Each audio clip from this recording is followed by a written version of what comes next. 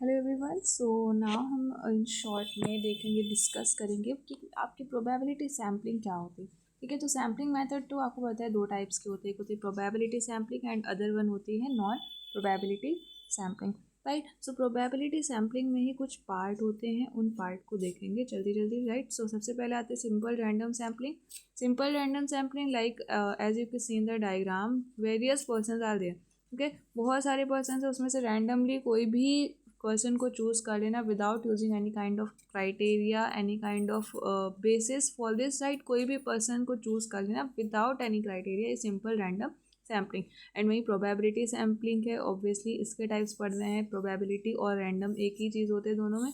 तो इसके टाइप्स पढ़ रहे हैं तो यहाँ पे रैंडमली ही ले रहे हैं, मीन्स कोई क्राइटेरिया हमने नहीं चूज़ किया हुआ है, कोई कोटा फिक्स नहीं किया हुआ है, तो वही प्रोबेबिलिटी सैम्पलिंग का टाइप है।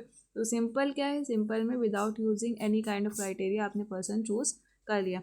देन सिस्टमैटिक सैम्पलिंग आ जाता है, तो ये भी रैंडमली ही सैम्पलिंग होता है, बस सिस्टमैटिकली कैसे होता है, लाइक आपने क्या देखा इसमें कि पहले सबसे पहले एक पर्सन के बाद हमने एक पर्सन को चूज़ किया, देन दो पर्सन का गैप दे दिया, फिर पर्सन को चूज़ किया, देन वापस से दो पर्सन का गैप दे के हमने थर्ड पर्सन को चूज़ किया। तो यहाँ पे जो फर्स्ट पर्सन को चूज़ किया उसको आपने रैंडमली ही चूज़ किया। ठीक है, देन उसके बाद क्राइटेरिया यूज़ किया कि हमने दो दो के या तीन तीन के गैप के बाद जो भी पर्सन आएगा, ठीक है, उसको उससे हम क्या करेंगे, डेटा को कलेक्ट करेंगे। तो सिस्टमेटिकली एक वे यूज़ कर रहे हैं, बट हैं पर्सन रैंडमली ही, तो ये क्या हो गया, systematic sampling. Third one stratified sampling. Stratified sampling में क्या होता है, फर्स्टली हम यहाँ पे ग्रुप्स बना देते हैं, लाइक आपको एक पर्टिकुलर एरिया के सैंपल्स लेने हैं, सपोज लखनऊ के लेने, तो आपने क्या कर दिया, पर्सन के ग्रुप बना दिए। ठीक है, दिया डिफरेंट डिफरेंट जो स्मॉल स्मॉल एरियाज़ हैं, जो आपस में पास पास जो एरियाज़ हैं, उन सब एरियाज़ के अलग अलग ग्रुप बना दिए।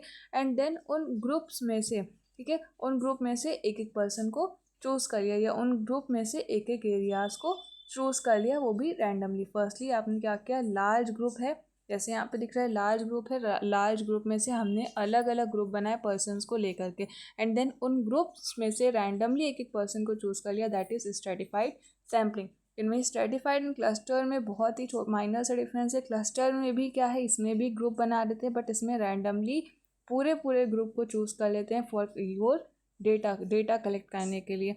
पूरे ग्रुप को चूज़ कर लेना randomly, that is cluster sampling. And group में से एक पर्सन को चूज़ करना is stratified sampling. Okay, thank you.